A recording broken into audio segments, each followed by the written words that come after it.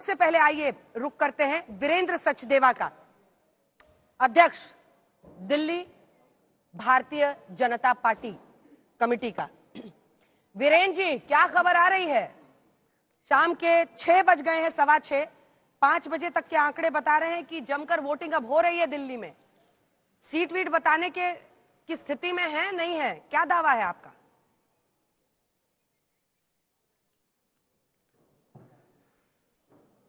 मुझे लगता है 6 बजे तक की जब वोटिंग हो जाएगी तो हम लगभग 65% के आसपास खड़े होंगे, जो दिल्ली का ट्रेंड दिखा रहा है। मैंने भी आपके सारे आंकड़े भी देखे, और जहां तक सीटों की नंबर की बात है, वो भविष्यवाणी अरविंद केजरीवाल करें तो ज्यादा अच्छा है, क्योंकि उन्हीं को ये सूट करता है सफेद कागज पे लिखकर पेन से। लेकिन मेरे कार्यकर्ताओं की जो मेहनत है और दिल्ली की जनता का जो मूड है, वो इस बात का संकेत दे रहा है कि दिल्ली से आपदा जा रही है, भाजपा आ रही है। सचदेवा जी, आम आदमी पार्टी का एक ही आरोप है, वो पहले से लगा रहे हैं वोटर लिस्ट में गड़बड़ी का। आज उन्होंने कहा है कि दिल्ली पुलिस आपके लिए काम कर रही है, उनके वोटर्स को रोका जा रहा है, बैरिकेडिंग जगह जगह पर कर दी गई है।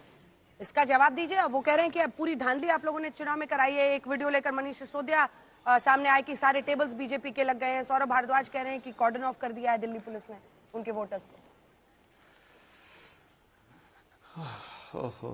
धोखेबाजी, धांधली। मैं हैरान था कल रात को जब आतिशी मार लेना, जो दिल्ली के मुख्यमंत्री हैं, उनके सहयोगी 5 लाख रुपए के साथ पकड़े जाते हैं। दूसरा आदमी जो शिक्षा विभाग में दिल्ली सरकार में कर्मचारी है, वो भी पकड़ा जाता है, और एक शब्द इनके मुंह से नहीं निकलता। इनको समझना चाहिए कि लोकतंत्र का उत्सव है ये चुनाव, और उत्सव को बड़े धूमधाम से मनाना चाहिए। हमारे परिवार में भी शादियां उत्सव की तरह मनाई जाती हैं। अक्सर मैं परिवार में देखता हूँ कोई ना कोई फूफा नाराज हो जाता है, तो आज उस फूफे की भूमिका में मनीष सिसोदिया और सौरभ भारद्वाज हैं। अच्छा ठीक है, फूफा नाराज होता है नहीं होता है, जनता किसको फूफा बनाती है, किसको नाराजगी सौंपती है, इस पर हम बाद में चर्चा करेंगे। जल्दी से एक बार मैं वोटिंग ट्रेंड पर आपसे एक बातचीत करना चाहती हूँ। 67% जब वोटिंग हुई थी तो 2015 में 1.5% के इजाफे के साथ अरविंद केजरीवाल को रिकॉर्ड बहुमत मिला था। जब वोटिंग घटी तो फिर उनकी भी कुछ सीटें घटी, लेकिन उनको स्पष्ट जनादेश मिला। अगर वोटिंग परसेंटेज बढ़ता है इस बार, क्या मान रहे हैं आप? क्या मतलब, क्योंकि वो तो ये मान रहे हैं कि उनके सपोर्टर्स निकले हैं, उनको लग रहा है कि बीजेपी जिस तरह से उन पर आरोप लगाती है, उनको परेशान करती है, तो उनके सपोर्टर्स उनको बचाने के लिए निकले हैं। देखिए अंजना जी, आपके स्टूडियो में बहुत विद्वान लोग बैठे हैं, मैं तो बहुत साधारण सा आदमी हूं, लेकिन 2024 के चुनाव को आप 2015 या 2020 से मत जोड़िए। 2015 में अरविंद केजरीवाल एक परिवर्तन के रूप में आए और दिल्ली की जनता ने उन्हें शहर स्वीकार किया, और 2020 तक उन पर किसी तरह का प्रशासनिक आरोप नहीं लगा था। छोटे मोटे लगते थे, लेकिन 2020 कोविड के बाद से लेकर अब तक दिल्ली में एक बात स्पष्ट हो गई है कि प्रशासनिक व्यवस्था में पूरी तरह से वो फेल रहे हैं।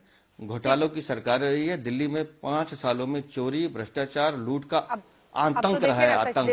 और दिल्ली की जनता इस आतंक से मुक्ति चाहती है। होने वाली है खत्म, तो ये सब बोल के अब फायदा है नहीं। जो बात हुई अब तो जनता को जो समझना था समझे, वो लोग वोट कर रहे हैं, जो कतार में खड़े हैं। अब इसके बाद कोई अंदर जा नहीं सकता है, तो आपके को सुनकर भी फायदा नहीं होगा। तो मैं भी वही बता रहा हूँ जो जनता ने, मैं भी वही बता रहा हूँ जो जनता ने सुना।